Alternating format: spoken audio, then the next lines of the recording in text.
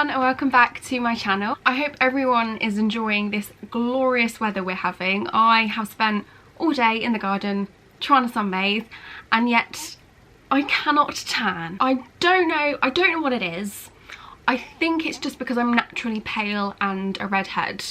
So those two things are just pushing against everything to do with the sun. But you know, with that being said, I still love the sun, and yeah, at least when I burn it then goes into a tan. So as you will know, I recently went on a cruise. It was myself, my mum and my dad. We went for a week. We had a lovely time. We went to Spain and Portugal, and since I uploaded the 2 vlogs, because I did 2 parts, I had quite a lot of comments on them, and actually people messaging me with like things about the cruise, things about the company, just sort of stuff like that, tips, anything like that.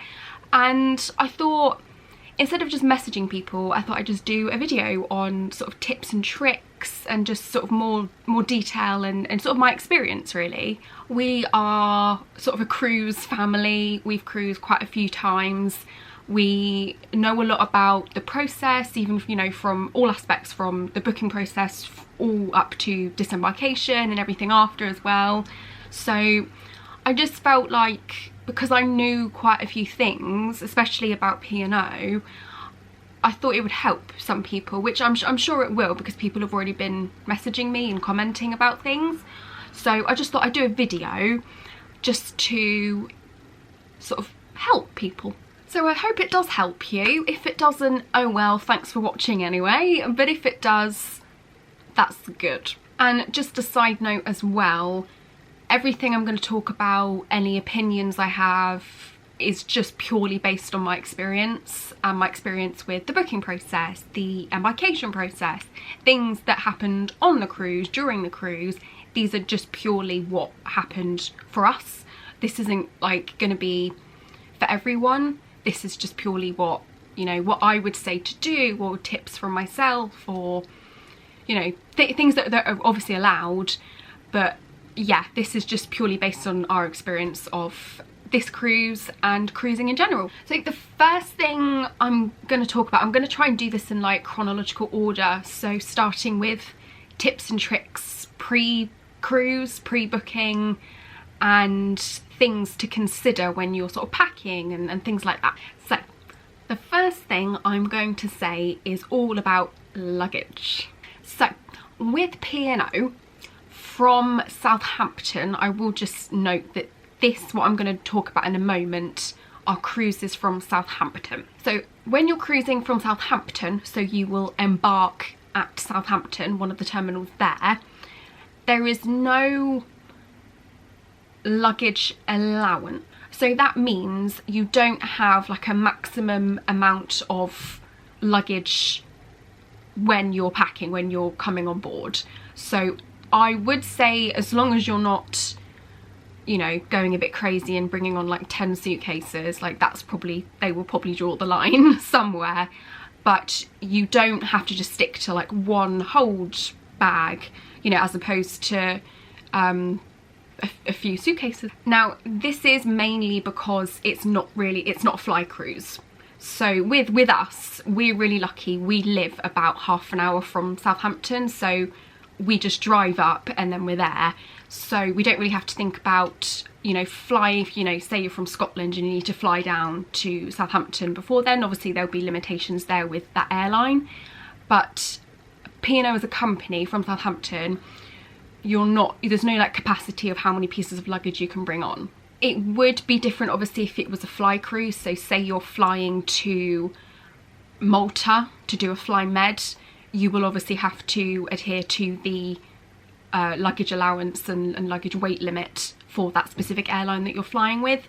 But as you're going from Southampton, you could just pack as much as you want, and then as long as you're happy to obviously carry it with you and bring it with you, then you'll be fine. I did say this in part 1 of my cruise vlog. We as a family do like to make the most of it because we have a lot of stuff. But like we're not the type of family to pack light, that's for sure. We're not ridiculous. Like we don't take like 3 suitcases for a week. That is not what we're saying. But we like, you know, I especially like to have choices. I like to sort of have like 3 outfits out for one day and go, what shall I wear today? I'm not that sort of person that can just put everything in a tiny suitcase and that's me. Like, no, no, no. For this one that we just did, I took a big hold, you know, what they call as hold luggage, so big suitcase, and then I took, as just to take on with me as hand luggage onto the ship, I took 2 bags. We did actually go on a 2-week cruise a couple of years ago with Princess Cruises, and the same goes for them. You know, if you're cruising from Southampton, there's no capacity on pieces of luggage, and we went a bit weird. We packed, I think I packed 2 suitcases and like a big like carry-on. It is silly if you bring on a lot of luggage, because the amount of space in your cabin is not, there's not a lot of space. So if you're planning on going on a 2-week holiday and bringing on 3 suitcases for each of you, you're probably going to be walking over them all day every day, and that's not good, because there's not a lot of storage space for, you know, just even the actual suitcase. Once you've unpacked, we put them underneath the beds. That's another tip. Or just live out of your suitcase for the week. That's probably the easiest thing to do if you're like organised. But yeah, just think about the fact that you're having to store all of this once it's on the ship. There is a weight limit for every piece of luggage that you bring on. The main hold luggage, so the luggage that you're going to be not taking on yourself, it is a 23 kilogram capacity weight limit, which I believe is just due to the staff, the crew at the terminal having to obviously carry it on and put it on the conveyor belt, bring it on, take it off the trolley and then put it outside your cabin. It's mainly just for like health and safety reasons. So my next tip is all about things that I think you should pack for inside your cabin. Now, I would say the main thing to bring for, just mainly for your cabin, is an extension lead. Now, every cabin has about 2 normal British plugs. P&O, they're British plugs, absolutely. Like, they're a British brand, they're gonna have the UK plugs. But there's only, I think on our previous one there was 2, 3 if you pulled out the kettle plug. So I think it's always good to bring an extension lead. That does help as well if there's quite a few of you in the cabin. Obviously most cabins are 2-berth, but some of them can take up to 4 people. In ours it was a 3-berth, obviously, because I was on the like bunk bed sort of bed at the top. But yeah, if there's 3 of you, you're going to have at least 3 devices, possibly more. In my family, we each had a phone. I had my camera, my mum had her Apple Watch, and I think my dad had something else, I can't remember what. So there was like at least 6 devices that we needed to charge. So when we go on cruises, we always bring an extension lead. The one I usually bring has 3 plugs and 4 USBs. So the USBs are mainly for our phones, and then the plug can be for hair straighteners or anything, you know, anything like that that's sort of extra that doesn't really fit with the USB. The next thing I would bring, it is a bit random, and this is probably something that not everyone will do, is to bring extra hangers for the wardrobe space. Now, you usually get about 10 hangers each, and that is mainly based on 2 sharing, so you'll probably get around 20 hangers in total. We packed in our suitcases, I think, an extra 10 or 12 hangers, just so we can literally hang our stuff up so it's not in the way, so it's not taking up like drawer space, anything like that. And you're allowed to bring them on, we did. And again, that's good for if there's more than 2 of you, because like I said, most things on cruise ships are like based on 2 sharing, so if there's 3 or 4 of you in there, you're definitely not going to have enough hangers. The next thing that I would recommend that you bring, well, this isn't like a recommendation, this is just something that you might not know, but it's alcohol and drinks. With P&O, you are allowed to bring on 1 bottle of alcohol or 1 bottle of a non-alcoholic drink per person. And when I say bottle, I believe it's just like a standard, you know, bottle of wine. You can't go and find like a massive 10-litre bottle of wine somewhere. No, no, no, they don't allow that. we tend to bring on just a bottle of Prosecco or something like that. I know my mum, on this recent one, my mum just brought on a bottle of white wine. We didn't even open it, so we brought it back.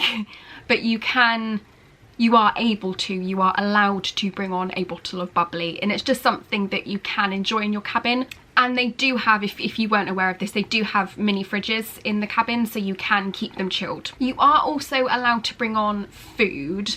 We always bring on something like snacks, like chocolate bars, something sweet, mainly because we have 2 people in our family that are diabetic. So if they have a low, they will desperately need something to eat. So rather than trying to find something to eat, they can just have something in the cabin. They can just have a chocolate bar or something like that. I believe it is non-perishable items, so you can't just bring on like a banana. But we brought on 3 bags of, 1 bag of M&Ms, a bag of like Nutella chocolate things, and they were all sealed bags, and then a bag of vegan sweets, because my mum's like vegan and basically free from everything. That's what we like to say.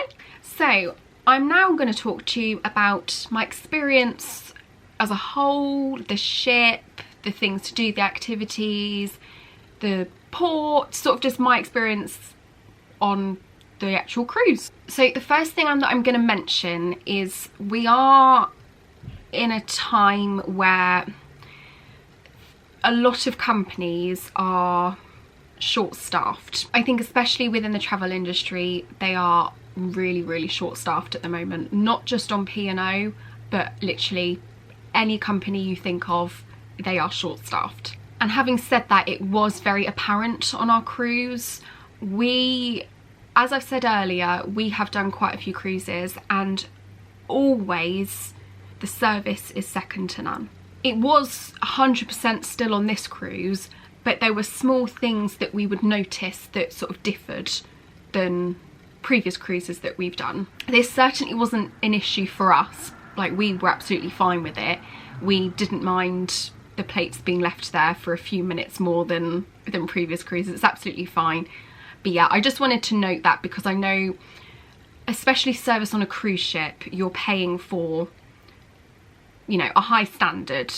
You know, it's very obvious that you're paying for such a service. I just know that some people would probably mention that, you know, post cruise, once they've come home, there's probably people out there that wouldn't be satisfied with that, which is absolutely fine. But we are fine with it. We don't really care. We don't care how long they take. You know, we're still enjoying ourselves. I think if you're upset that your plate's been left there a few minutes longer than the normal, then I think you need to sort of rethink your life choices. So sticking with the whole short-staffed issue, well, it's not really an issue, there were certain venues closed on Ventura, which it was disappointing, because one of the venues we were hoping to go to have afternoon tea, and they closed it completely for the whole week. So the main venue that was closed was the Epicurean restaurant, which is a speciality restaurant on P&O, so this means that it's an extra cost. So yes, so we weren't actually aware of it to begin with, and then we went up to reception to actually ask about the afternoon tea, and we were told that it's not functioning, we're not doing it because the Epicurean is closed for the duration of the holiday, which again we were okay with, because we only literally wanted it for afternoon tea, not you know, dinner service or anything like that. But yeah, we do love our afternoon tea on cruise ships. We ended up having it was moved to the buffet, which was still nice. You still had like the cream and the scones and, you know, everything like that, but we like having the traditional afternoon tea on ship. So as well as the Epicurean, there was the Glass House, which was not offering food during the cruise. It basically just been turned into a bar, so they were just serving drinks. And the Glass House is really nice. So again, that was quite annoying. We were actually looking at the menu pre-cruise, hoping to possibly have dinner there one night. But yeah, we went in straight away and they were like, we're not doing food this cruise. So yeah, that was a bit of a bummer. but it was okay. There were still other places that we still had nice food, like the food on P&O is always amazing. But I just want to note that I believe it might be across the fleet for P&O. Some restaurants will be closed due to short staff. I think regardless of, you know, the lack of staff, even if it's just a couple less, or even if it's just a significant, you know, less amount, I still felt like on the cruise the service was amazing. Everyone was really doing their best, everyone was trying their absolute hardest, and it really did show. So I just felt like in no way did it affect our cruise at all, but it's just also, so it's just something to note, something to point out. Now, as we are avid quizzers, we did do a number of quizzes. We won the Battle of the Sexes, got a really nice like P&O keyring and a nice really posh P&O pen. Like, we loved that. And because we did so many things like from the entertainment programme, we met a lot of the entertainment staff and the entertainment hosts, they're called, and they were just amazing. There was this one guy called Michael. Every day we would see him because we'd be doing a quiz every day, and he was always there. He was outstanding. He was really funny. He really got on with the crowd, was really sort of giving back everything that we were sort of throwing at him. It was so good. He was great. So moving on to the ports. So for this itinerary, we were meant to visit 4 ports. So we visited Vigo, Lisbon and Porto, and we were also meant to visit Guernsey on the way back, but sadly due to adverse weather we had to abort and we had another day at sea instead. So we never really do shore excursions, just purely because we like to explore on our own time at our own pace, and we sort of just like doing things on our own. We've always done it. There has been a time when on a previous cruise my mum booked a shore excursion, and that was just for my nan who's got like mobility issues, so they just thought we'd be better to do one that's like sort of prepared for them, which it did really help. So the first port that we went to was Vigo, and so I'd never been to Vigo before. We've never been to northern Spain, and it was really nice. And as seen in the video, we went to the Park Monte del Castro, which was the like viewpoint right at the top where you can actually see sort of a 360 view and you can actually see the ship. That was really cool. It did take a while to get up there because it was just step after step. So we kept having to take breaks because it took a while because you were going really high. But once you got up there, the view was so nice. It was really worth it. We also had a look around like the sort of centre. We went down this sort of like shopping, like almost like a shopping promenade, which had sort of your usual clothes shops that we sort of knew, like you got Zara and all of those places. But yeah, that was really fun. It was really nice to sort of walk down there and sort of chill and again walk at our own pace. We also, I didn't put this in the vlog for like copyright, but we were walking down this shopping promenade and there was this man who was just singing opera. It's obviously the same as busking like in what we have in the UK, but he was amazing. He was so good. We even stopped and sat down like opposite. There was like these steps that you could sit on, and we were just sat there just listening to him just sing song after song. We gave him some money. He was amazing, so good. We then went to Lisbon the next day, which was also really nice because we've never been to Portugal before, so that was really nice to go to. We did have in the vlog that part 2, I showed you this viewpoint. We went up in this lift, like this really old-fashioned lift, and had a look at like again a 360 of Lisbon. But what you didn't see in the vlog is that after we got up there, so we spent €16 in total for the 3 of us to go up there and waited about an hour in the queue. But when we got up there, we realised that you could have got up there by walking about 5 minutes and just walking up some normal steps rather than, you know, spending money and waiting in a queue while it rained. So just a tip for you, if you are in Lisbon and see that viewpoint, it's called the Elevator Justa, I think that's right. But if you're ever there and you're in a queue, get out the queue, turn around, walk like 5 minutes, go up some steps, and then you're at the same viewpoint. I think that was a tourist trap, and pretty much everyone in the queue were tourists. Yeah, and it wasted like 2 hours of our day. It's funny thinking back now, but yeah, it's one of those things where you learn from your mistakes. It was a really nice view, but we could have just not paid for it. We then visited Porto, and oh my god, what a beautiful port to visit.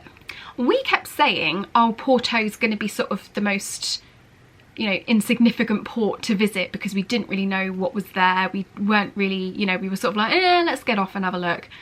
I'm so happy that we did, because it was definitely my favourite port, without a doubt. And I think it's also one of my favourite ports I've ever visited on a cruise, and I've done quite a few cruises.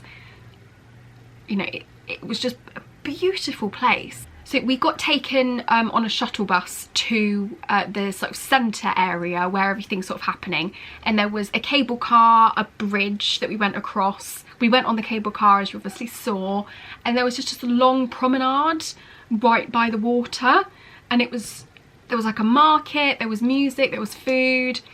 It was so nice. Yeah, and then obviously after that we were meant to go to Guernsey, but yeah, sadly we couldn't dock there, which yes is a shame, but it's not uncommon on cruises. Obviously if weather's involved for health and safety, we cannot dock there. We can't go somewhere where the wind's going to be crazy, especially with a tender boat, which is obviously going on a smaller boat into the actual port. Because with Guernsey and other ports as well, the port isn't big enough for actually a cruise ship to dock there. So you have to anchor off like slightly further away off the coast and then get the lifeboat in, which is called the tender boat. And obviously if the weather's bad for a cruise ship, it's going to be bad for a smaller boat. So if you've not cruised before, or if you've cruised before but you've never had a tender before, that could potentially happen. It could happen regardless of if you're on a tender boat, if a tender is required. But just bear in mind that it is normal, and it's not the cruise ship's fault. It's not the captain's fault. It's not the company's fault. So if anyone like gets annoyed about it, it's no one's fault. You can't control the weather. But all in all, the itinerary was a lovely itinerary. The ports we visited were great. The missed port at the end did not affect our experience whatsoever. It was absolutely fine, and we just had a lovely time. So now, just going back to tips and tricks, I'm now going to give you some tips about actually the experience on the cruise. So obviously on cruise ships there are things on board, activities, entertainment, things like that to keep you entertained while you're on sea days or in between ports, things like that. And some of these things can get booked up. So with P&O you can pre-book the theatre, the entertainment in the actual theatre, and that can be pre-booked on the My Holiday app when you're on board, or it can be booked on My Cruise before you're actually on, before you're sailing. These theatre shows do get fully booked, like booked up really quickly, so I would definitely advise that you do it before the actual cruise rather than waiting until you're on board.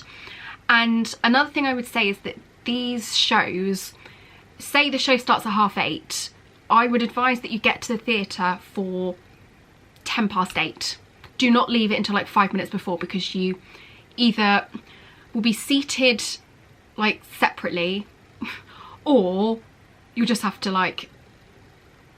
you won't be allowed in. There was a time that we went during the week at, I want to say 10 past, 8:15, and we were already there like, oh my god, there's not a lot of seats left. Like, we had to really look to try and find seats. Luckily there was quite a few rows that we found in the end.